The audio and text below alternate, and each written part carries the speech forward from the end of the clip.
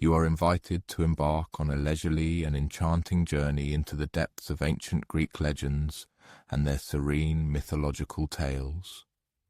These are stories that have whispered through the ages, carefully passed down from one generation of dreamers to the next, preserving their pristine magic and timeless relevance.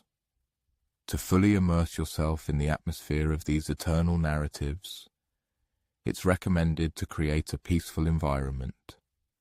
Dim the lights, wrap yourself in a soft blanket, and let the day's worries melt away like morning mist over the azure waters of the Aegean Sea. A gentle background hum, perhaps from a quietly running fan, will only enhance the feeling of coziness, preparing your mind to delve into the world of ancient Greece, where mighty gods walked the earth alongside mortals, and every wave lapping the shore held its own untold story. Let your imagination transport you to the most tranquil morning the Mediterranean Sea can conjure. The water's surface stretches to the horizon, like a vast blue mirror reflecting the gentle pre-dawn sky. A barely perceptible breath of wind dares not disturb its perfect calm. Not a single ship cuts the horizon, just an endless, motionless expanse of water, warm and serene. Yet, in this perfect stillness, something truly extraordinary is about to unfold. An event is coming that is destined to forever change the order of the world, both among gods and among mortals. Aphrodite's emergence into the world was, in fact, radically different from customary divine births. There were no thunderous pronouncements heralding the event from the summit of Olympus, no grand proclamations echoing through the celestial vaults. Instead, it all began with something as ordinary and silent as a delicate sea foam forming on the waves. The ancient Greeks passed this tale down by word of mouth, at humble dinner tables within the sacred walls of their temples and, of course, as captivating bedtime stories. They sincerely believed that long ago, when the cosmos was still young, and the mighty gods were just beginning to comprehend their cosmic duties, the Titan Cronus committed an act that, ironically, led to the birth of the most captivating of all known goddesses. Cronus, it turned out, faced truly colossal family troubles. His father, Uranus, who personified the sky itself, vast and all-encompassing, constantly created problems for everyone around him, displaying unbearable cruelty. Having exhausted his patience with his parents' despotic behavior, Cronus decided on a desperate measure. Armed with a huge curved blade, he confronted his own father. What followed might seem extremely dramatic and even shocking by modern standards, but it's important to remember that this was an era when gods resolved their conflicts with methods that would today be considered quite peculiar. Cronus managed to inflict a terrible wound upon Uranus, and a part of the celestial father's divine essence, his blood and life force, gushed forth and fell directly into the sea. It is at this moment, in stark contrast to the cruelty, that the peaceful and wondrous scene recounted in the legend begins to unfold. Imagine this warm, utterly still expanse of water suddenly beginning to shimmer and gleam, not from the play of sunlight, but from something far deeper, imbued with true magic. The divine essence of the mighty sky god, Uranus, invisibly mingled with the ancient sea waters, and then slowly, almost imperceptibly, foam began to form on the surface. This was not the ordinary sea foam found on any shore.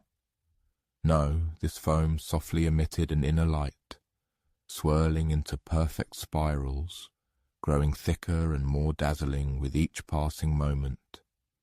It seemed to coalesce, guided by unseen yet powerful forces, gradually, forming a small, shimmering island woven from white, pearlescent bubbles, drifting leisurely across the tranquil water's surface. For several precious hours, this magical, luminous island of foam drifted slowly across the azure expanses of the Mediterranean. Curious fish, drawn by the unusual glow, swam directly beneath it, their scales catching the strange, ethereal light that the foam cast into the mysterious depths. Seabirds circled above it, their instincts telling them something wondrous was happening, though they couldn't fully grasp the true nature of the phenomenon.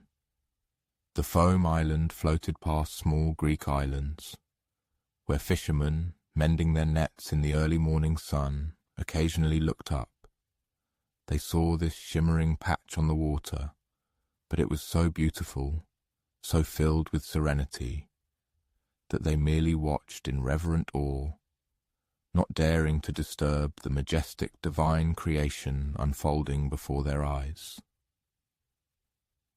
As the day grew warmer, the magical foam began to transform. It slowly and delicately started to take shape, much like a skilled sculptor working with the most fragile and precious materials. At first, only a faint hint of something alive was discernible among the white, pearlescent bubbles. Then, step by step, the distinct outline of an elegant figure began to emerge. And then, in a moment, the ancient Greeks, considered the most beautiful and fateful in the entire history of creation, the foam parted like a theatre curtain, and Aphrodite, in all her perfect beauty, stepped onto the surface of the sea. She appeared fully formed, a woman with a cascade of long hair that caught the sunlight like intricately woven golden threads, and skin that seemed to glow softly from within. Her eyes were the colour of the deepest, most serene ocean. And when she smiled, the entire world around her seemed to instantly transform, becoming even more beautiful. But what gave this moment its unique and special significance was that Aphrodite showed no hint of the fussiness or disorientation typical of newborns. She stepped onto the water with flawless grace, as if she had been gliding freely on the waves her entire life. Gazing upon the calm sea, the boundless blue sky above, and the distant islands barely visible on the horizon, she instantly recognized her true essence and her grand destiny. The very sea itself seemed to unequivocally acknowledge her divine significance. Instead of swallowing her, the water gently supported her feet, as if it were solid ground. Barely perceptible waves rose as if in homage, creating a path for her leading to the nearest shore. From nowhere, dolphins appeared, joyfully circling her, and a gentle breeze rose just enough to softly caress her hair as she moved. And it was truly astonishing to observe how, with each step she took on the water, flowers bloomed. Of course, these were not real earthly flowers, for she walked on the sea's surface, but the water itself seemed to come alive, blossoming with vibrant colours and new life where her feet touched it. Delicate pink and pure white petals appeared on the surface, gracefully floating and swirling into mesmerizing patterns. The first island Aphrodite reached was Cyprus, a place destined to become sacred to her forever. The moment her divine feet touched the sandy shore, the entire beach transformed. Ordinary seashells scattered across the sand gleamed like precious pearls. Unremarkable stones acquired smoothness and exquisite beauty. On the cliff tops, wild roses seemed to bloom spontaneously, filling the air with a sweet, intoxicating fragrance. The few inhabitants of the island also felt this unseen yet powerful influence. Married couples found their hands involuntarily entwining. Children playing on the beach suddenly began weaving flower wreaths for each other with fascination. Even the animal kingdom seemed affected, Birds sang even sweeter, and cats, sprawled relaxed in the sun, basked in a state of absolute bliss. However, the goddess Aphrodite's journey was far from over. The same gentle waves that had carried her to the shores of Cyprus now lifted her again, and she continued her enchanting voyage across the Mediterranean, visiting one island after another. Each place touched by her divine presence blossomed, becoming even more beautiful, filled with an ineffable love and perfect harmony. When she finally reached mainland Greece, something truly astonishing occurred. The other mighty gods, busy with their daily yet universally significant affairs on Mount Olympus, suddenly paused their activities. Zeus stopped mid-dictation of a new thunderstorm. Athena laid aside her skillful weaving. Apollo's lyre fell silent for a moment. All of them, without exception, felt it. A new, previously unseen presence in the world. Something that promised to change everything. And they were right. Aphrodite's arrival marked the birth of an entirely new kind of power in the cosmos. The power of beauty, love, and all-encompassing attraction. But unlike some gods who announce themselves with thunderbolts or earth-shaking quakes, Aphrodite's power was quiet, yet relentless and gradual.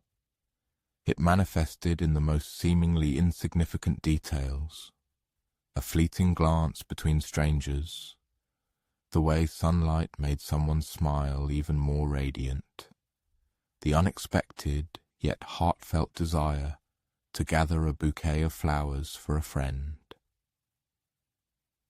The ancient Greeks firmly believed that before Aphrodite's miraculous birth, love certainly existed in the world, but it was more simple and pragmatic.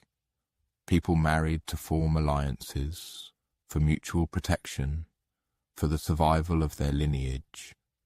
However, after her emergence from the sea foam, love transformed, becoming something far more complex, profound, and incredibly beautiful. It inspired poetry, imbued music with meaning, and became the driving force of art. It became the very reason people dared to cross boundless oceans and even launch great wars. In the days that followed her birth, Aphrodite explored her new world with genuine curiosity, as if seeing everything for the first time. She strolled leisurely through olive groves, running her fingers over the delicate silver-green leaves. She sat by cool springs and babbling brooks, observing her reflection in the crystal-clear water, and realizing how her mere smile could make the water's surface shine even brighter. She quickly discovered that her presence influenced virtually everything around her. Gardens bloomed more abundantly when she passed. Young people gained unprecedented grace and self-assurance. Artists found new, powerful inspiration for their creations. Even the food at village festivals seemed to become miraculously tastier when she was nearby. But perhaps most importantly, she realized that her gift was not solely about romantic love. Her unseen yet potent influence helped people appreciate all kinds of beauty. The way morning light softly settled on a hillside, the genuine sound of laughter shared between friends, or the deep satisfaction of work well and lovingly done. Ultimately, the other gods, recognizing her undeniable significance, invited Aphrodite to Olympus, acknowledging her as a full member among them. However, even there, in the majestic realm of divine power and universal responsibility, Aphrodite maintained an unbreakable connection to the sea that had given her birth. She often returned to the water's edge, especially in the early morning hours, to leisurely walk on the foam and relive that first perfect moment when she stepped into being. And the ancient Greeks sincerely believed that if one was lucky, if they were very quiet and exceptionally patient, they might catch a glimpse of her during these morning strolls. They recounted that sometimes when the sun was just beginning its ascent, and the sea was absolutely still, one could spot an elegant figure gracefully gliding over the water, leaving behind a trail of blooming flowers and soft ethereal light. However, what makes this tale even more captivating is that Aphrodite's birth was not merely the appearance of another powerful deity. It heralded the introduction of something entirely new and transformative into the world. It was an affirmation of the idea that beauty and love possessed the potential to be forces of change, as potent as thunderclaps, destructive war, or profound wisdom. Before Aphrodite's arrival, the gods primarily ruled through brute force, cunning, or overwhelming fear.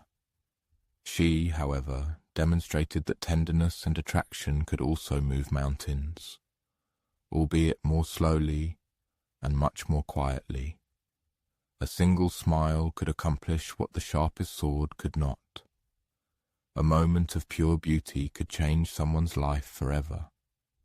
And so when one imagines Aphrodite taking her first steps from the sea foam onto solid ground, it becomes clear that a force was born that continues to influence humanity to this day. This is the profound understanding that love and beauty are not merely pleasant additions to existence, but fundamental forces shaping our perception of ourselves and each other. But of course, Aphrodite's story was only just beginning, and the world of the ancient Greek gods was undoubtedly destined to become much, much more complex. Reflecting on the paradoxes of history, can one imagine how an ordinary tree could predetermine the fate of an entire metropolis? Picture this. An observer stands on the rocky heights of ancient Greece, from where the gaze loses itself in the rolling landscapes, stretching towards the shimmering surface of the distant sea. The air at that moment was warm and dry, exuding the aromas of wild herbs, foreshadowing events to come. At the foot of these hills lay a modest settlement, bustling with daily life. Its inhabitants, engrossed in their mundane concerns, had no idea that their small community was on the verge of transforming into one of the most celebrated cities in the annals of humanity. This narrative unveils the mystery behind the name of Athens, a history that originates in a divine contest between two mighty immortals, each striving to gain the honor of being the patron of this promising city. In those times, this settlement still lacked a name of its own. It was merely a collection of dwellings, marketplaces, and sanctuaries, clustered tightly at the base of a majestic, flat-topped hill that would later become known as the Acropolis.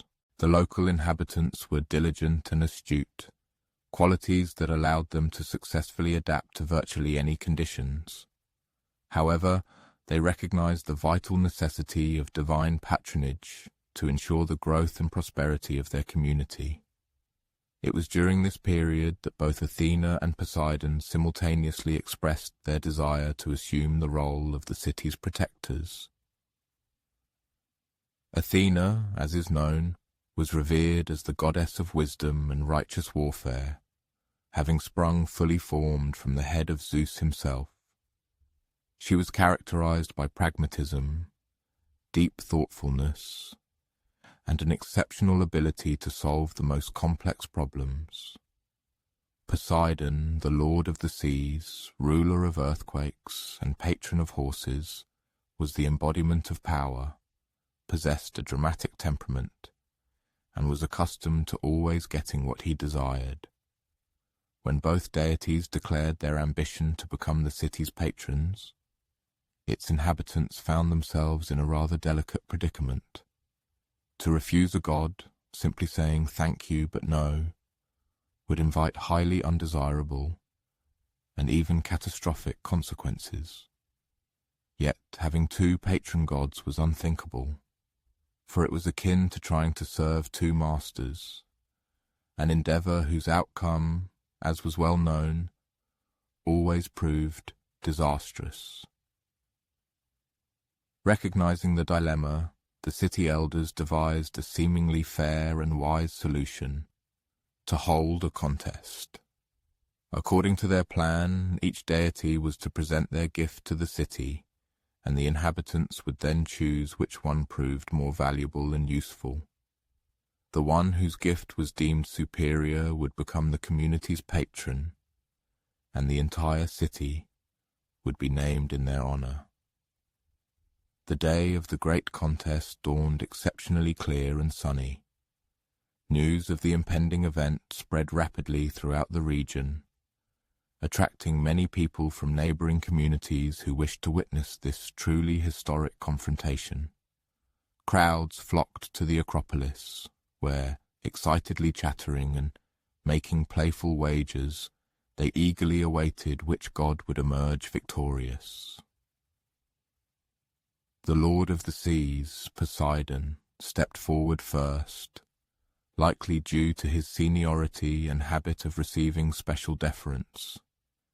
He majestically approached the highest point of the hill, raised his mighty trident, the three-pronged spear that served as his unchanging symbol, and brought it down upon the earth with colossal force.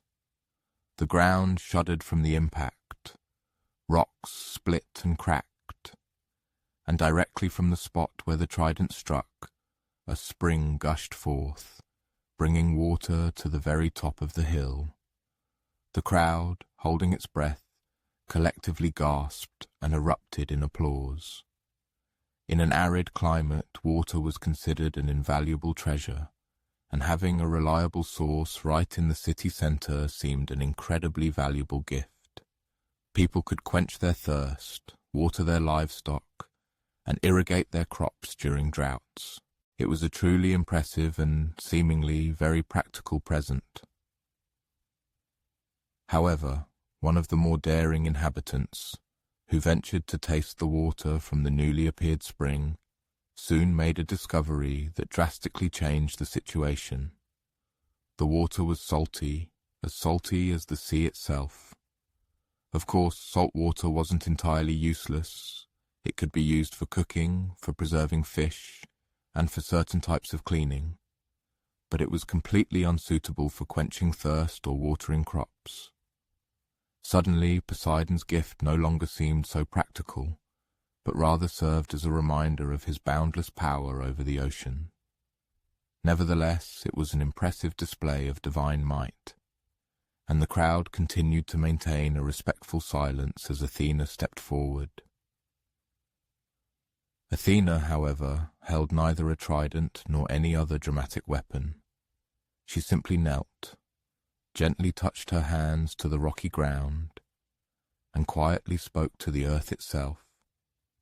Her voice was so soft that only those in immediate proximity could hear the words, yet even they could not discern their meaning. For several minutes, nothing discernible happened. Some in the crowd began to shift impatiently, wondering if Athena's gift could compare in its impact to Poseidon's spring. The sea god himself watched with growing confidence, believing his niece's plan could in no way surpass his own grand aquatic display.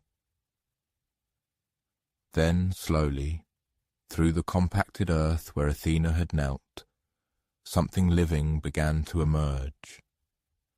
At first it was a tiny, barely visible green sprout, lost among the rocks and dust. But as all present watched in fascination, it steadily continued to grow. Within minutes it transformed into a slender sapling. An hour later a young tree stood. By evening it had reached human height, with elegant branches and distinctive leaves that caught the sunlight, shimmering like silver coins. It was an olive tree, the first olive tree ever seen by the inhabitants of this region. To fully grasp the exceptional nature of this gift, one must mentally transport themselves to the daily lives of the ancient inhabitants of these lands. Their existence was based primarily on bread, cheese, and the few vegetables they managed to grow in the rocky soil. Meat was considered an expensive and rare delicacy.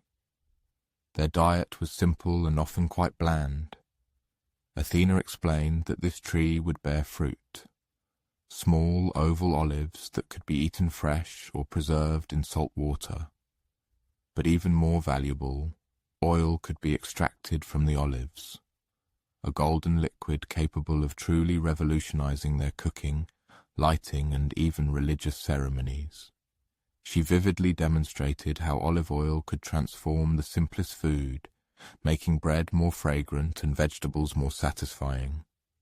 The goddess showed how a wick floating in olive oil could provide clean, steady illumination, far superior to smoky torches. She also explained that athletes could rub oil into their skin to keep it supple and healthy. However, Athena's gift held a far deeper meaning than mere immediate practical application. The goddess told the people that olive trees are incredibly resilient and long-lived. Once rooted, a single such tree could provide food and oil for several generations. These trees thrived even in poor soil, and over time their productivity only increased, yielding more fruit each year. Moreover, olive trees could be cultivated and propagated. One tree could provide cuttings to grow many others. Thus, an entire hillside could be transformed into a vast olive grove, ensuring wealth and sustenance for the entire community for many years to come. When the inhabitants weighed both proposed gifts, the choice became perfectly clear. Poseidon's spring was undoubtedly an impressive display of great power, yet it solved only one problem, and not entirely. Athena's olive tree, though quieter and less dramatic in its appearance, offered comprehensive solutions for a multitude of pressing needs and promised to provide benefits for many generations. The voting results were predictable, the difference in votes overwhelming. The people unanimously chose Athena's gift, and their city was named in her honor, Athens. Poseidon, as one might imagine, was not gracious in defeat. He departed with thunderous indignation, unleashing several minor earthquakes in his rage and stirring the sea waters. However, in time his fury subsided, and he came to respect both the wisdom of Athena's gift and the good sense of the Athenian people. And what became of that first olive tree? The Athenians revered it as sacred, building a special shrine around it and tending to it carefully. They believed that as long as the tree prospered, so too would the city. In times of war, enemies sometimes attempted to cut down the tree, believing that by doing so they could weaken Athens by destroying Athena's gift. But the goddess had endowed her tree with incredible resilience. Even when cut to the ground, it invariably sprouted again from its roots, becoming only stronger than before. For the Athenians, the olive tree became more than just a source of food and oil.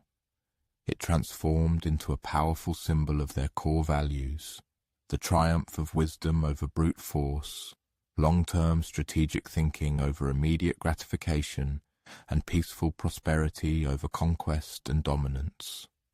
Olive branches became an emblem of peace throughout the Greek world. Athletes who won competitions were crowned with olive leaf wreaths. Brides carried olive branches at their weddings. Diplomats arrived with olive branches to negotiate treaties. Indeed, the olive oil industry brought all of Athena's promises to fruition. It made Athens wealthy and prosperous. Athenian olive oil gained fame across the Mediterranean for its unparalleled quality and exquisite taste. Ships arrived from distant ports, specifically to trade their goods for Athenian olives and oil, bringing with them new ideas and cultural influences that collectively helped transform Athens into a great centre of education and art. The prosperity brought by olive cultivation became the financial foundation for large-scale building projects, the establishment of schools, and the development of artistic endeavours that brought Athens worldwide fame. The Parthenon, that magnificent temple still crowning the Acropolis, was built partly with revenues from olive oil exports. However, perhaps the most intriguing part of this story is that it reveals the ancient Greeks' mindset regarding wisdom and effective leadership. They deeply understood that the best solutions are often not the most dramatic or flashy. Athena's quiet gift, just one tree, achieved significantly more than Poseidon's impressive display of power. The olive tree symbolized the type of thinking that made Athens famous: cautious, thoughtful, focused on long-term benefits rather than instant effect. It was this wisdom that later gave the world democracy, philosophy, theatre, and the foundations of scientific thought. Even today, millennia later, olive trees still green the hills surrounding Athens. Some of them, tradition holds, are direct descendants of Athena's original tree. Their gnarled trunks and silver-green leaves inextricably link the modern metropolis to its ancient roots. And if one is fortunate enough to visit Athens, they can still see olive trees growing on the slopes of the Acropolis, their branches reaching towards the Parthenon as if in prayer. In the quiet evenings, when the bustling tourist crowds have gone home and the city descends into peaceful twilight, one can almost vividly imagine Athena herself walking among these trees, surveying her gift and smiling at how excellently it served the people who, centuries ago, chose wisdom over spectacle. The gift of the olive tree continues to bear fruit season after season, year after year, generation after generation, precisely as Athena foretold. Athens undoubtedly was a city rich in astonishing stories, yet not the only one in ancient Greece. In fact, the most captivating narratives emerged in moments when the Greeks gathered not to curry favour with the gods, but to test themselves in friendly rivalry, striving for excellence. Imagine a vast, lush valley in western Greece, surrounded by rolling hills covered in olive trees and wild herbs. The morning sun, just risen, casts long shadows across the awakening landscape, and the air is already filled with a hum of excitement and anticipation. This is Olympia, and according to ancient tradition, it is here that the very first Olympic Games are set to begin today. The year was 776 BC. However, those gathered at this place likely didn't think of time in such categories. For them, it was simply a special summer when something new and truly wondrous was happening. Athletes from various city-states across Greece had arrived. Some had travelled for weeks to participate in competitions the world had never before witnessed. But how did it all begin? Like many Greek myths, this story originates with the gods, specifically with Zeus, the lord of Olympus, and his father Cronus. Zeus, in fact, did not inherit the throne as king of the gods or gain it through election. He had to conquer this position, literally battling his father Cronus for dominion over the entire universe. It was an epic battle that shook the very foundations of heaven and earth. And when Zeus finally achieved ultimate victory, he decided to immortalize his triumph by establishing games in Olympia, a place that was most sacred to him. However, Zeus, being a wise ruler despite his sometimes dramatic inclinations, did not want these games to be merely a celebration of his own victory. He wanted them to bring out the best in mortals, their strength, speed, courage, and true athletic spirit. Therefore, he decreed that every 4 years, athletes from all corners of Greece would gather in Olympia to compete in his honor. Now, imagine yourself as one of those first athletes, arriving in Olympia for this very first competition. You've trained for months, perhaps even years, preparing your body and mind for this fateful moment. You've practiced running until your legs felt capable of carrying you to the ends of the earth. You've lifted heavy stones and thrown javelins until your muscles memorized the movements. The first thing you notice upon arrival is how different Olympia is from any other place. There's something special in the air here, a sense of sacred purpose that makes even ordinary activities extraordinary. Other athletes arrive, and instead of seeing them as enemies to be decisively defeated, you find yourself curious to learn about their training methods, their hometowns, their stories of how they came to be here. It was precisely because Zeus established something truly revolutionary during the Olympic Games. All warfare between Greek cities was to cease. It didn't matter if your city-state was in the midst of a fierce conflict with another. When Olympic time arrived, everyone laid down their weapons and focused instead on peaceful competition. This Olympic truce was taken with incredible seriousness. Armies literally halted mid-battle to allow athletes safe passage to Olympia. Pirates refrained from attacking ships transporting participants. Even the most bitter political disputes were put aside for the duration of the Games. As you settle into the area designated for athletes, you begin to grasp the rules and traditions that will govern these first Games. Everything was designed to ensure fairness and honor the gods. All participants had to be freeborn Greek men. No slaves, no foreigners, no individuals convicted of serious crimes. Each had to swear a sacred oath to Zeus that they would compete fairly and had trained for at least 10 months. On the night before the competitions began, you join other athletes in a solemn torchlit ceremony. Everyone proceeds to the great altar of Zeus, where priests sacrifice a magnificent boar to the king of the gods. Each athlete places a hand on the altar and recites the Olympic oath. I will compete with honor. I will not cheat, and I will respect my opponents. When morning arrives, the Games begin with the simplest and most fundamental of all competitions, the stadium race. This was a sprint covering about 200 meters, roughly the length of the stadium.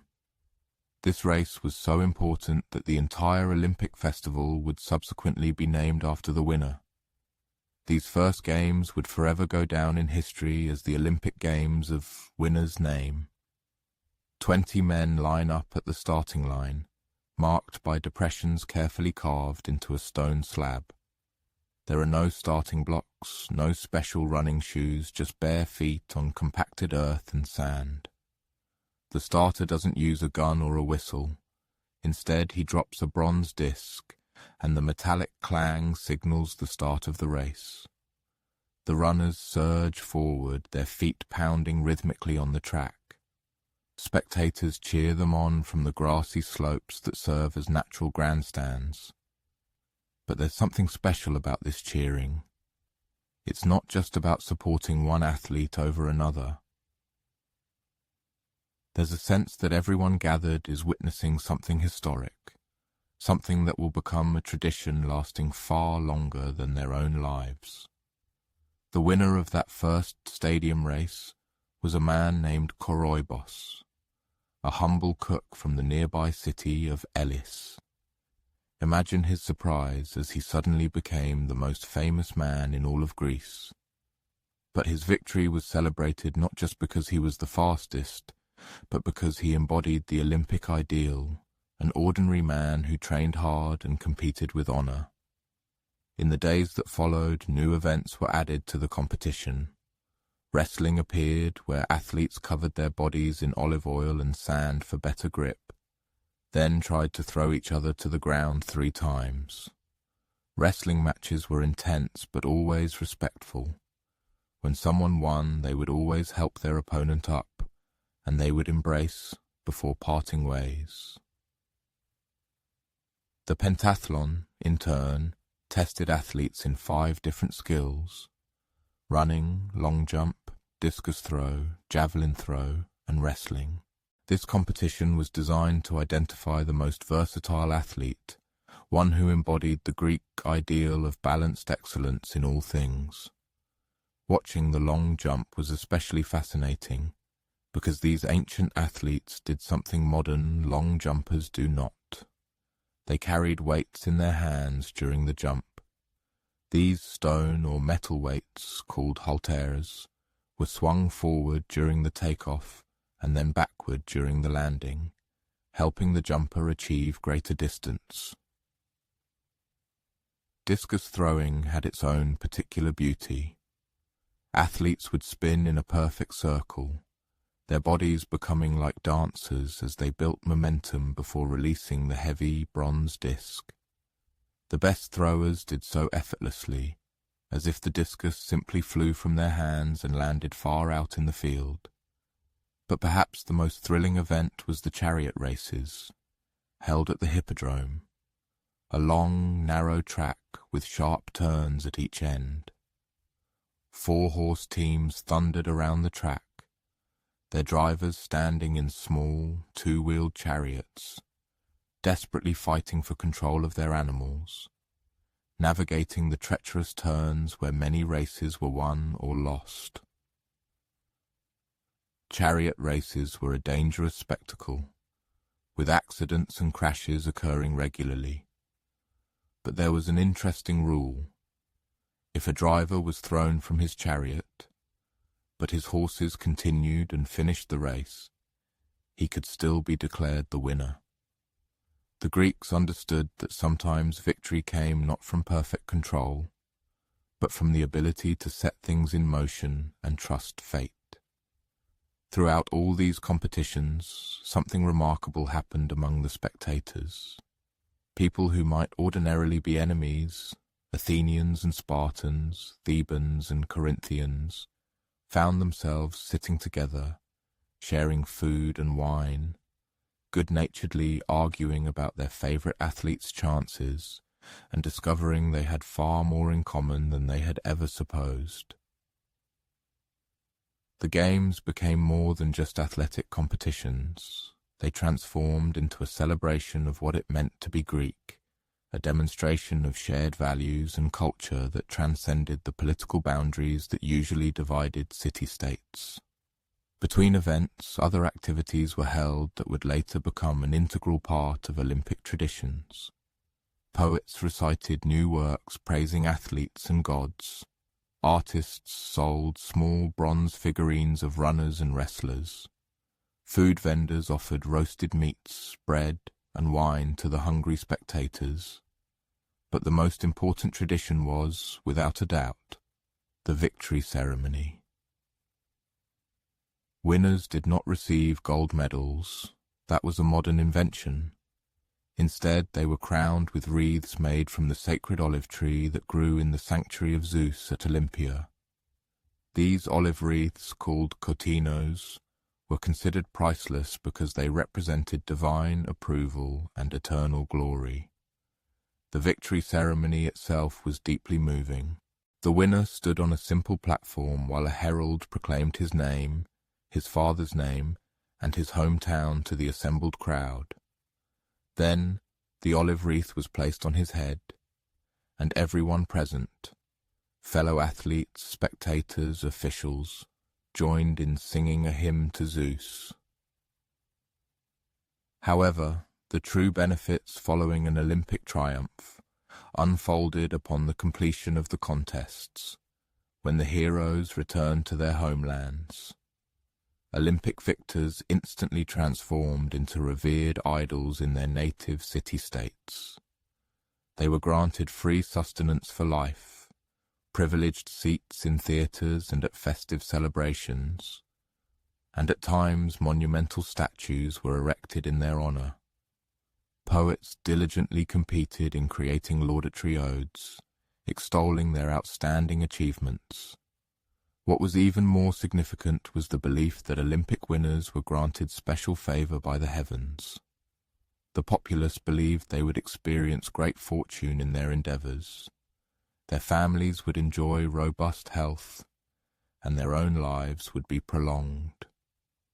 Individual cities even insisted that the presence of Olympic champions among their citizens helped protect against natural disasters and military defeats. As these inaugural Olympic Games drew to a close, both the athletes and the numerous spectators began to realize they had been privileged to be part of an event that would transcend their own lifetimes. They had laid the foundation for a custom that would unite the Greeks every 4 years, constantly reminding them of their shared cultural heritage and common principles, even when political differences sought to divide them. The Olympic flame, which had burned unceasingly throughout the period of the competitions, was extinguished with appropriate solemnity on the final day. However, the essence of Olympia did not vanish with the fading fire. The athletes returned to their home city-states, carrying with them tales of new acquaintances, acquired experience, and an unparalleled sense of competition at the highest level. And they immediately began preparing for the next Olympic Games, to be held in 4 years, for now they truly knew what possibilities unfolded when Greeks gathered not for confrontation, but to celebrate the greatest human achievements. For many centuries, the Olympic Games would evolve and transform. New disciplines would be added to their program. The athletic facilities would become more sophisticated, and the competitions themselves even fiercer. However, the fundamental principles established at these first games, the pursuit of excellence, the tenets of fair play, the spirit of peaceful competition, and reverence for both the gods and one's rivals, would remain unshaken. Even today, watching the modern Olympic Games, we witness the continuity of traditions that originated in that tranquil valley of ancient Greece, where a community of athletes decided to honor the gods by demonstrating to the world the heights people can reach when they dedicate themselves to self-improvement and becoming the best versions of themselves. The Olympic Games vividly demonstrated the heights the Greeks could achieve when united in an atmosphere of peace and camaraderie. But what happened when that same competitive spirit was directed towards a harsher arena, preparation for warfare? Imagine stepping across the threshold of the most legendary military mess hall of the ancient world. The sun is slowly setting behind the mountains of southern Greece, casting long stretched shadows onto the modest stone structure where Spartan warriors gathered each evening for a communal meal. Your ears catch the muffled whispers of conversation and the characteristic scrape of wooden spoons against clay bowls. Yet, there's something else here. This isn't just dinner. It's a daily ritual that serves as the bedrock for one of the most disciplined societies in human history. Welcome to the Spartan Syssitia, the dining hall where adult men, whose valor allowed them to conquer entire armies, sat down each evening to share the most unpretentious, most deliberately monotonous food imaginable. The dining hall itself perfectly matches expectations of the Spartans. It is strictly functional, devoid of any ornamentation, and built to last for centuries. Long, massive wooden tables stretch the length of the hall, their surfaces marked and scarred by decades of active use. Simple, unadorned benches serve as seating. Here you won't find soft cushions, elegant tablecloths, decorative utensils, or even flowers. The only illumination comes from oil lamps, which cast flickering shadows on the stone walls. Approximately 15 men gather around each table. This number was chosen not for mystical reasons, but because this is the typical size of a squad that fights together in battle. They are not merely dinner companions, they are brothers in arms who will depend on each other in the thick of combat. As a visitor takes a seat at one of these tables, the first thing that strikes them is the astonishing silence that reigns here, unlike the dining halls of other Greek cities. In Athens or Corinth, such a meal would typically be filled with lively conversations, boisterous laughter, heated political debates, and profound philosophical discussions. Here, however, the men converse in hushed tones, and if someone expresses a thought, the others listen attentively before offering their reply. The meal begins invariably the same way every evening, year after year, generation after generation. A server, typically a youth still in training to become a full warrior, brings in a formidable clay pot, filled to the brim with the evening's main dish, the famous black broth. This black broth achieved legendary fame throughout Greece, though not in the most flattering sense. Other Greeks often cracked sarcastic jokes about it. They would assert with irony that only by tasting Spartan black broth does one finally comprehend the true reason why Spartans so willingly embraced death in battle, demise, perhaps, being far preferable to another serving of that abominable stew. But what precisely is this notoriously celebrated dish? Its recipe is strikingly simple. Pork, preferably the most available and inexpensive cuts, is boiled in water with added salt, vinegar and pig's blood until all ingredients dissolve into a thick, dark liquid. And that, in essence, is all. No fragrant herbs, no vegetables, no spices to impart a more pleasant aroma. Just pure protein, salt and calories, served in the most ascetic and efficient manner. The broth is served in simple clay bowls, the very ones that have served faithfully for many decades. Each man receives an absolutely equal portion. There are no larger servings for senior commanders, and smaller ones for young recruits. Everyone consumes the same food in identical quantities. In addition to the black broth, a slice of dark bread is served, baked from barley flour and prepared without honey, nuts, or any other ingredients that might improve its taste. This bread is dense and nutritious, its sole purpose being to provide energy for the next day's training, and nothing more. Occasionally a small piece of cheese, a few olives, or rarely some fish might be offered with the meal, but these are considered something of a luxury. Black broth and barley bread form the unchanging foundation of every daily meal. When one lifts the first spoonful of black broth to their mouth, they begin to grasp the profound reason for this food's significant role in Spartan society. The essence is not in the food itself. The essence lies in what this food symbolizes. Firstly, it is the embodiment of the principle of equality. When everyone consumes the same food, it fundamentally reinforces the notion that no Spartan is superior to another in importance.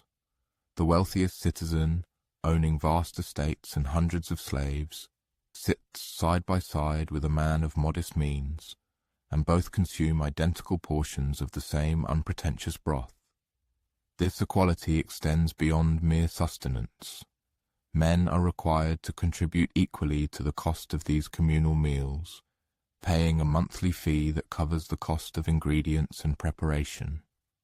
If someone is unable to contribute their share, other members of their group immediately come to their aid, for no one can be excluded from these vital gatherings. Secondly, there is the aspect of discipline. The daily consumption of the same meager meal, without any complaints or demands for variety, trains the mind to accept hardship without losing focus. If a man can be content with simple black broth, even when he could afford a much finer meal, then he is likely prepared to endure the privations and dangers of military campaigns. But perhaps most significant is the aspect of cohesion. Sharing this deliberately unappetizing food fosters a unique form of brotherhood. Everyone at the table makes the same small sacrifice, accepts the same minor inconvenience, participates in the same ritual of self-denial, and it is indeed a ritual. The black broth is served in a strictly defined order, starting with the eldest man at each table. Before anyone begins to eat, there is a moment of silence, dedicated to honoring the gods and remembering fallen comrades. Only after this brief ceremony does the meal itself begin. The conversations held during the meal adhere to their own unique rules. Men might discuss the results of the day's training, exchange recommendations on weapon maintenance or combat tactics. They are permitted to speak of the latest news from other regions of Greece, analyzing potential threats or emerging opportunities. At times they share tales of glorious battles or legendary Spartan heroes. However, one cannot hear the philosophical disputes to which Athenians are so partial, nor the artistic discussions so common in other city-states. Spartan table talk is characterized by extreme practicality, focusing exclusively on matters directly related to their primary purpose, to be unparalleled warriors. One aspect that consistently astonished outside observers was the abundance of subtle, understated humor that permeated these conversations. Spartans, despite their stern reputation, were by no means gloomy or joyless people. They simply preferred wit that was dry and concise. A man might make an elegant joke about a training mishap or a pointed observation about Athenian politics, but it was always done in the characteristic Spartan manner, brief, clever, and never distracting from matters of paramount importance. This particular style of wit even earned its own name, laconic speech, named after Laconia, the region where Sparta was located. Laconicism implies using the fewest possible words to express a thought precisely, and the Spartans elevated this to a true art form. The most famous example of laconic speech is associated with King Philip of Macedon, who sent a message to Sparta stating, "If I invade Laconia, I will drive you out." The entire Spartan reply consisted of a single word, "if." Philip ultimately decided not to invade. As the meal progresses, the observer notices the striking attentiveness with which everyone present listens to the speaker.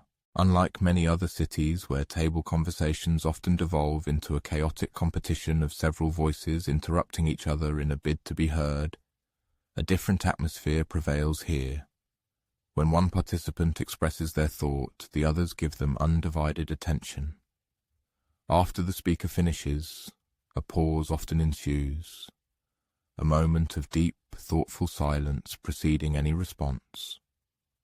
Such behavior is explained not by an inherent taciturnity of the Spartans, but by strict upbringing, which from an early age taught them to carefully weigh every word before speaking, and to listen to others with profound respect. These qualities are fundamental skills for warriors, for whom it is vitally important to be able to convey information clearly and execute orders flawlessly amidst the fierce confusion of battle. The meal itself takes a relatively short amount of time, perhaps only 30 to 40 minutes from start to finish. However, its purpose differs fundamentally from the social dinners customary in other city-states. This is not merely a feast, but rather a working session, a dedicated time for substantive communication between men who will soon entrust their lives to one another. After each participant finishes their black broth and bread, a small portion of wine may be served, but even this beverage is strictly rationed. Spartans held the opinion that a moderate amount of wine fosters openness and freer exchange of thoughts among men. Nevertheless, excessive consumption of alcohol leads to careless remarks and erroneous decisions. This is why each warrior is strictly allotted one small cup of wine, diluted with water according to ancient Greek custom. As evening draws to a close, the lively conversation smoothly transitions into a peaceful silence. Some men choose to linger, discussing specific military strategies or tactical matters with their closest comrades in arms. Others, depending on their age and family status, depart either for home, to their families, or return to the barracks. However, before anyone leaves the mess hall, a final, unvarying ritual is performed. The eldest man present at each table offers a brief prayer of gratitude. This gratitude is not for the food itself, which everyone without exception acknowledges was not particularly exquisite, but for the invaluable opportunity to share another meal with their brothers, ready to lay down their lives for one another if necessary. Stepping back into the cool evening air, the observer realizes they have witnessed a truly unique phenomenon in the ancient world. While most societies held lavish feasts to display wealth and high status, the Spartans deliberately adhered to simple meals aimed at strengthening unity and maintaining strict discipline. Most cultures celebrated the diversity of culinary traditions and individual self-expression through food. Spartans, however, used uniform meals to emphasize their common identity and shared indivisible purpose. For most people, eating is an opportunity to indulge and enjoy gastronomic pleasures. Spartans, conversely, regarded it as another form of continuous training, another chance to hone the self-discipline that, in essence, made them almost invincible in battle. This system of communal meals was an integral part of Spartan life throughout adulthood. From the moment a man achieved full citizenship at age 30 until he became too old to participate in battles, he was required to take his main meal in the communal dining hall with his military unit. Moreover, men who too often missed these collective dinners without good reason risked losing their citizenship. This circumstance vividly demonstrates the exceptional importance of this ritual to the entire Spartan social structure. Even when traveling to other cities, Spartans often brought their own provisions to avoid the temptation and risk of acquiring a taste for more refined and luxurious cuisine. There are tales of Spartan envoys who, despite polite offers of lavish banquets from foreign dignitaries, preferred solitude to consume their simple bread and broth. A question arises about Spartan women. Although they did not participate in these strictly male military meals, they had their own traditions related to simple and functional nutrition. Spartan women were renowned throughout Greece for their outstanding physical conditioning and unyielding character, qualities steadfastly maintained by a diet prioritizing nourishment and health over fleeting pleasures or excesses. The tradition of consuming black broth persisted for many centuries, becoming one of the most recognizable and distinctive features of Spartan culture. Even in periods when Sparta's military might gradually wane, and the city itself lost its former political significance in Greece, travelers continued to arrive to witness the famous communal meals firsthand, and perhaps even taste the legendary fearsome broth. Some of these visitors left with a deeper understanding of what